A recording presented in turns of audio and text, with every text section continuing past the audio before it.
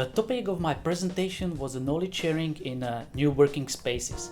What is knowledge? Knowledge is any skill, expertise, know-how that someone possesses and is willing to share or use for everyday life, for entrepreneurial activities or any social gatherings. Basically, use what we know in everyday life. Knowledge sharing requires at least two actors. One is host and another one is recipient.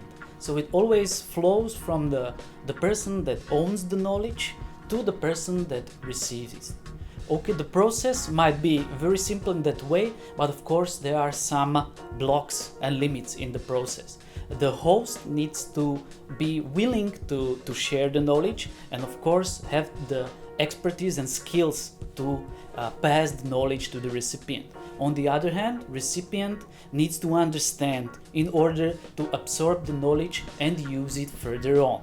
So this interaction is never perfect in every organization. There are always some drawbacks. Most probably it's insufficient knowledge sharing based on a lack of support or the lack of expertise, or there are just missing resources in the process. On the other hand, employees or people in the general might avoid sharing what they know. So they might be more rational about how they use the knowledge and not spread it further. They might evade the process of knowledge sharing in order to keep and contain the knowledge in their respective field. That's why we need to address a bit of motives and support motives so the individuals are more willing to actually share.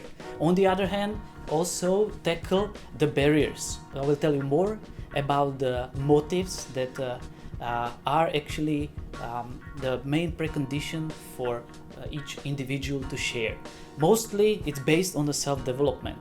People just want to develop themselves professionally. They want to keep their environment more informed, more knowledgeable. So that's why individuals most probably will share. This is one of the motives that is also linked to community belonging. This is a big part of a co-working movement, revolving about the community, helping community to develop.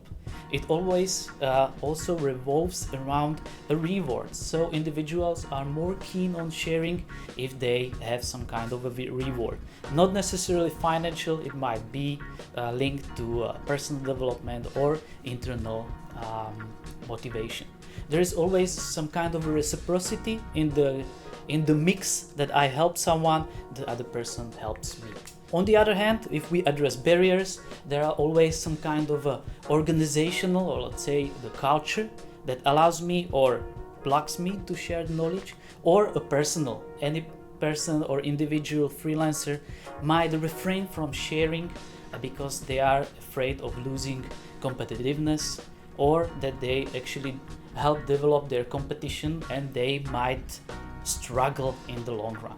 That's why there are specific actions that we might take in order to support knowledge sharing, and the most favorable one is some kind of a book of knowledge, or let's say welcome package for anyone who enters the organization to be more open-minded and more keen to knowledge sharing, so to actually disseminate the knowledge, also to absorb it in the process, and of course to have some kind of a membership and mentorship in the process, so the members are connected to those who are more experienced, and that will tell them how to share and what can be shared to develop the community. So it always resolves around a social interaction and let's say a trust building between the members of the community to be okay with sharing what they know in order to help develop the environment around them.